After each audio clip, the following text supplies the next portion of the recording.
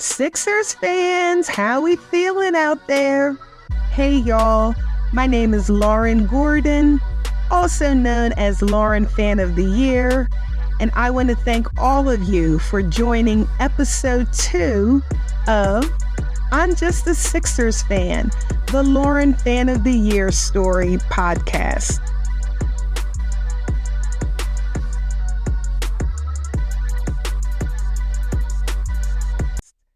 Episode 1 ended after our Philadelphia 76ers won the 1983 NBA championship. And after that season, I began to feel as if somehow, y'all, it was my fandom that played a role in us winning. The year is 1983, and the NBA #1 draft pick was Ralph Sampson by the Houston Rockets. Off Sixers topic, like Andrew Toney, Ralph Sampson would later become one of my mom's favorite players. And in a later episode, I will share with you the time when I actually met Ralph Sampson in person. He was never a Sixer, but he was a player that I loved just because of my mom, and it was a full circle moment when I met him. Okay, let's get back to my Sixers. The 83-84 Sixers roster consisted of Dr. J, Mo Cheeks, Franklin Edwards, Mark Ivoroni, Clement Johnson, Bobby Jones, Andrew Toney, Charles Jones, Wes Matthews, Clint Richardson, and Sedale Threatt. And at this time, I am now 13, 14 years old. I'm in my last year of middle school and I'm about to enter high school. I'm still living in Norristown. Mom was still taking my sister Kelly and me down North Hills, where I still enjoyed spending lots of time with Nana and hanging out on the blacktop. And y'all, it was a great time to be alive. Our Philadelphia 76ers had just won the championship and life was good. Michael Jackson was huge during this time. And like most of the world, I was obsessed with Michael Jackson. Everything. The music, the dancing, the performances, his outfits, the Thriller album, the videos. And I began collecting everything Michael Jackson. The stickers, the trading cards, magazine articles, posters, anything I could find with Michael Jackson on it. I started scrapbooking to organize all my Michael Jackson memorabilia, and it was at this time that I found myself collecting everything Sixers.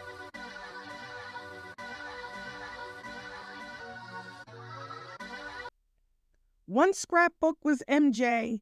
The second scrapbook was for my Sixers. I would cut out anything I could find with the Sixers logo, photos of the players, or articles I had read. This is when the Sixers became one of my hobbies. As a 13, 14-year-old developing young teenage girl, the hormones began hormoning. And like most girls my age, I was in love with Michael Jackson. I loved Prince, New Edition, all of them. Ronnie, Bobby, Ricky, Mike, and Ralph. Ralph was my favorite. DeBarge. I was in love with Todd Bridges from Different Strokes, another off Sixers topic. I would later meet Todd Bridges at a Vegas casino years later, but y'all, that's a whole nother story. But anyway, my point is, at this age, my first Sixers crush was Sedale Threatt. Y'all, he was so cute. Just thinking about him now, I still get butterflies. I loved his game. And in my young teenage imagination, he was my boyfriend. And it's wild because before, I looked at players like Dr. J and Moses as old because they were my parents' generation. But now I began noticing these new players, they were still older, but there wasn't as much of an age gap.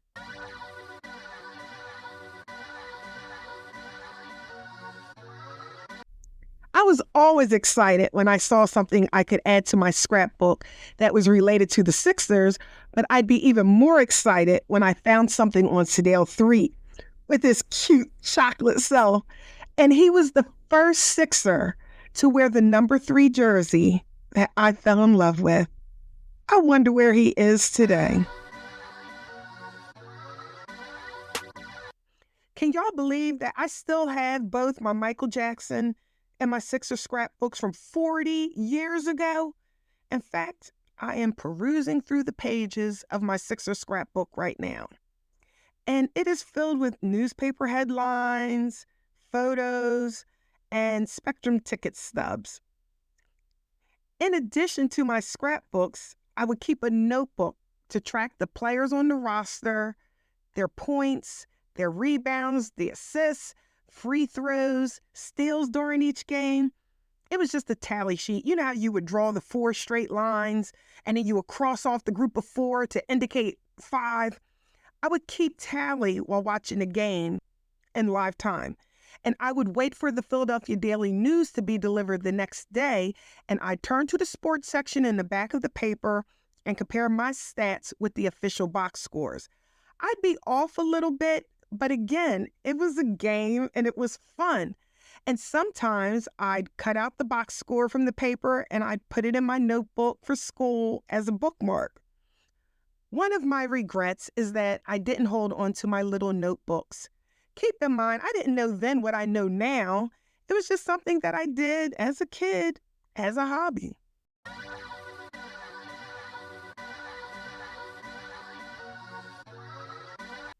In 1984, I turned 14 years old. I remember being excited to get my working papers because I wanted to have my own money. My first summer job was at the Norristown Public Library, and I also remember in 1984, we drafted Charles Barkley from Auburn. His nickname was the Round Mound of Rebound, and he was exciting to watch because he would grab a rebound and then would come pounding down the court, dribble behind his back, and then dunk with such ferocity. He would basically run through anyone who was in his path. And Barkley wasn't tall like a typical NBA player, but he was big, and he could just power his will anywhere he wanted on the court.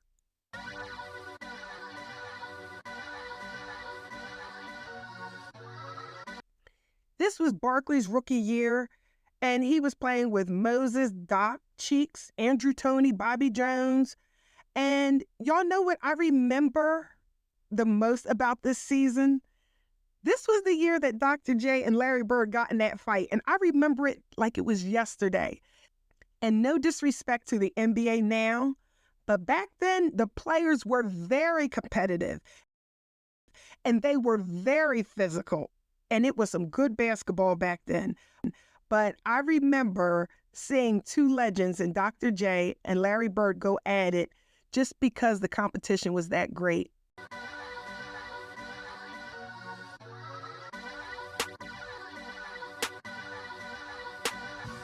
We would end the 84-85 season with a 58-24 record, and we lost the Eastern Conference Finals to who else? The Boston Celtics. This would be Andrew Toney's last full year. The following year, Toney only played 6 games because of his foot injury, and he was never the same. So sad. And this would also be Billy Cunningham's last season, as he would retire from the NBA and be replaced by Matt Guokas as head coach.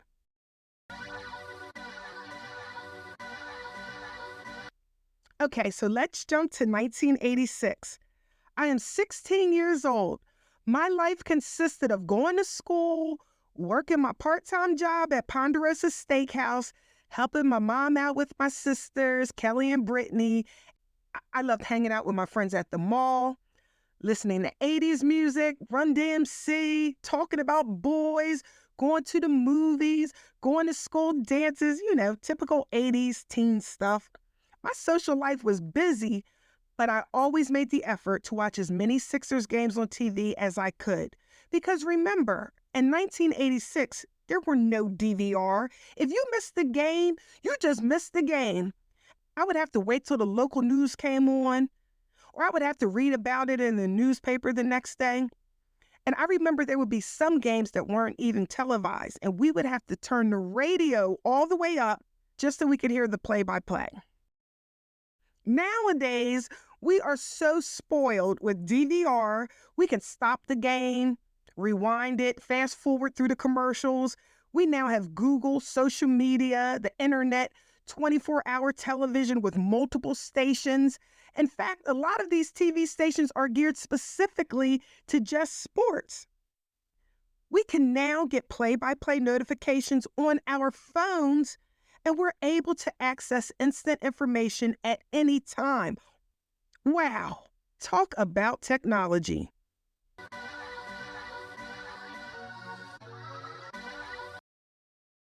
In 1986, it was my sophomore year at Norristown Area High School, and I had a friend named Mike who would make me these handwritten Sixers newspapers like every day. And when I got to my desk each morning, a copy of the newspaper would be on my seat. They were silly little newspapers where he would have a Sixers headline and the final score of the game, and he would draw stick figures of the players. And they were, like I said, silly newspapers, but he knew how much I loved the Sixers, and he was just trying to be nice to me. He knew the best way to start a conversation with me was to talk about the Sixers. And to this day, if you bring up the Sixers, I light up like a Christmas tree, y'all. But can y'all believe that I still have a few of Mike's newspapers that I held on to from almost 40 years ago? I wonder where Mike is now. When I was in study hall, I would talk with my friend Chuck. Chuck had recently moved to Norristown from New York, and he was a huge Knicks fan. He would wear his Knicks starter jacket almost every day, and in study hall, instead of doing our homework or preparing for our next class, we would talk about the NBA and debate why our team was the best team. And at the time, the Knicks had Patrick Ewing, and y'all remember Bill Cartwright, Rory Sparrow, Bernard King, Gerald Wilkins. They had a good squad. And being that Chuck was from New York, it made sense he was a Knicks fan, but I was trying to convince him to be a Sixers fan because I told y'all in episode 1, I was a self-appointed Sixers ambassador, and it was my mission to make everyone a Sixers fan. Chuck played on our high school basketball team, and he was good. He would also play basketball up at the Cut. Now, the Cut, y'all, was a basketball court that was just a block away from my house. You had to walk uphill to get there, but it was a nice court. And it also had a path we would walk down and drink water from a pipe.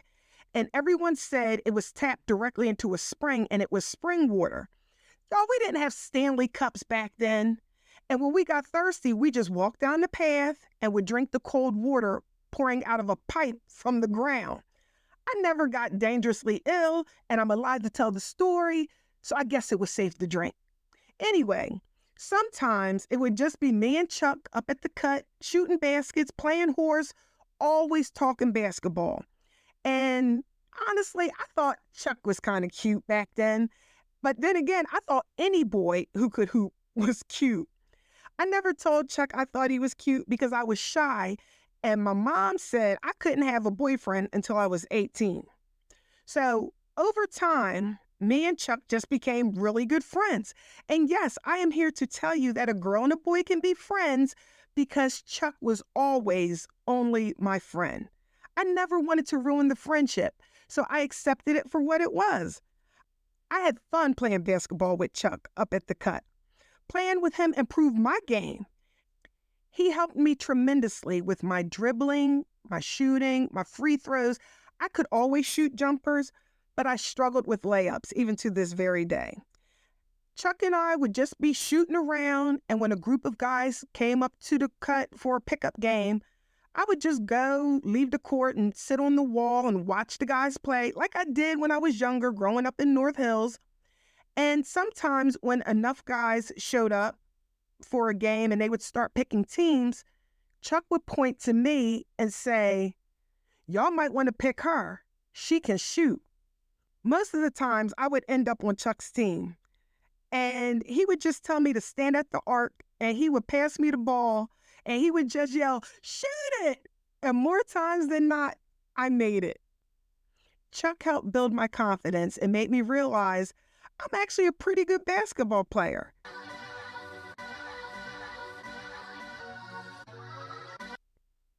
So y'all, through my high school years, I always had a part-time job. I participated in marching band. I was in chorus. I love to sing. That's another one of my passions. And I played lacrosse in the spring. But as much as I loved basketball, I never tried out for the basketball team. I think I lacked confidence because the competition was strong. Those girls at Narsa High could play. And honestly, I didn't think I was good enough at the time. I just enjoyed playing up at the cut with Chuck and the guys in the neighborhood, and my skills were improving, and so was my confidence. I began thinking, if I keep practicing, I'll be ready to try out for the basketball team next year for my senior year. I wasn't trying to get recruited for college. It was my goal to stay in shape and to just get better. And in the words of Tyrese Maxey, I just wanted to get 1% better each day.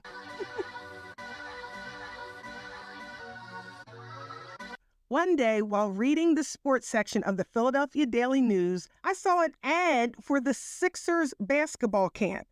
I cut out the form from the newspaper, filled out the application, and mailed it off for more information. Weeks later, I received the packet in the mail, and I remember going through that brochure, imagining myself at this paradise. Y'all, when I was younger, I had went to Girl Scout camp every summer. It was overnight for a week, and I always had a great time. But this was basketball camp. This was Sixers camp. And on the brochure, it showed pictures of players, and I thought, oh my goodness, I could go to basketball camp and prove as a player and possibly meet a real NBA player. So I begged my mom and dad to let me go to Sixers camp. And it wasn't cheap, y'all, and it was definitely more than Girl Scout camp. And they agreed, and we sent off all the forms and our money order. We may have sent everything off a little too late. Because I remember coming home from school one day and my mom telling me that all of the sessions were full and they weren't accepting any more campers. I was heartbroken.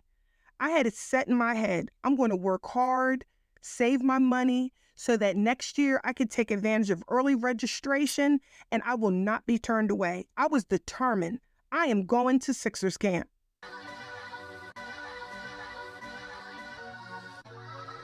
I also remember at the end of the 1985-1986 season, we ended up trading Moses, Terry Catledge, and 2 first-round draft picks to the Washington Bullets.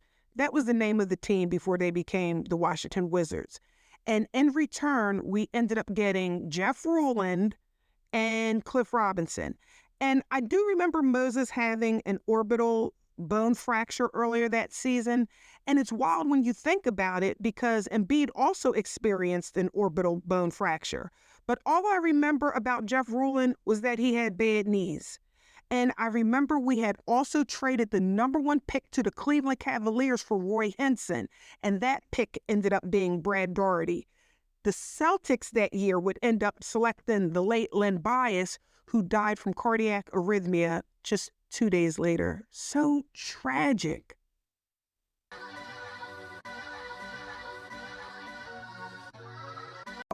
During this time, I'm watching Sixers games at home. My friends had cars, so we was going to the game at the Spectrum, sitting in the nosebleeds. I had a few Sixers t-shirts, but what I really, really wanted was a Sixers starter jacket. Everyone wore starter jackets in high school.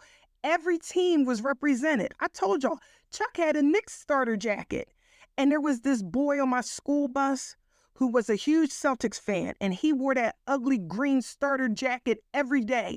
And he had a big mouth, and he was loud, and I would be so annoyed. I would always think, how the hell can you live in Philly and rep the Celtics so damn hard? Ew. At least Chuck lived in New York, so I could accept that. Everyone at my school wore starter jackets as part of their fit. It was a fashion statement. It was a way to rep your favorite team, and I always wanted a Sixers starter jacket, but they were so expensive. Much more than what I was bringing home each week from working at Ponderosa. Not to mention, I was still trying to save up so that I could go to Sixers camp next summer. So that fall of 1986, I told my mom and dad the only thing I wanted for Christmas was a Sixers starter jacket. That was it. And growing up, we always had nice Christmases. We didn't always get what we wanted, but we always had happy holidays. The Christmas spirit always filled our home. And for the Christmas of 1986, I was 16, and there were gifts under the tree for Kelly and me. We knew it wouldn't be a lot because 1, we were getting older, and 2, our baby sister Britt was only a couple months old. It was another mouth to feed. Kelly and I would be grateful for whatever we received under the tree. I saw a gift under the tree with a tag with my name on it. I slowly opened the gift box, praying, "Please, God, let it be a Sixers starter jacket." I removed the gift wrap and slowly opened the box, and it was a pair of pajamas. I was disappointed, but still expressed gratitude, and I immediately thought to myself, "Lauren, you know good and daggone well those starter jackets are expensive. It was a selfish wish to begin with." So I graciously thanked my mom and dad for the pajamas and the other gifts I received, perfume, clothes, that kind of stuff. And once all the gifts were open, my mom climbed way up under the tree and dug out a gift box that was tucked all the way in the back with no tag on it. She handed me the box and she said, "Here, Mal, you forgot this one." Mal was a nickname she had for me. "I think this one is for you." And I unwrapped the package. I opened the box and I saw the white satin. I saw the blue block letters. I pulled the starter jacket out of the box and I saw the word Sixers across the chest. I saw that starter logo and I screamed and squealed with so much joy. I was in tears as I tried on the jacket and I modeled it in front of the mirror.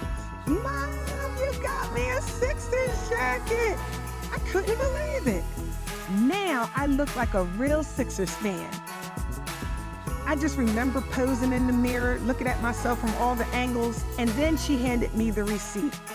I looked at the amount of the jacket and expressed genuine gratitude because I knew this was an expensive gift for my family.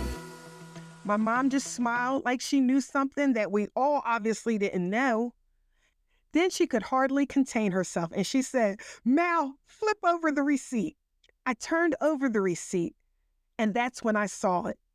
I could not believe my eyes. Y'all, it was Charles Barkley's autograph on the back of the receipt. "Mom, how?" She explained that while Christmas shopping on Christmas Eve, she went to the King of Prussia Mall to buy the starter jacket. When she walked out of the store and looked across to the Bailey Banks and Biddle jewelry store, that's where she saw Charles Barkley. She said she ran over to him to tell him that her daughter loved him and the Sixers and showed him the starter jacket she had just purchased to surprise me for Christmas. At first, she was going to ask him to autograph the back of the jacket. Thank God she didn't do that because I would have never worn it. Instead, she decided to have Barkley autograph the receipt. Y'all, I still have that Charles Barkley autograph receipt from almost 40 years ago. I finally had my Sixers starter jacket, and I look cute in it. And I always knew I was a huge Sixers fan, but now I look the part. I even felt different. I walked different wearing this jacket. Y'all, this was the start of something big. You couldn't tell me nothing.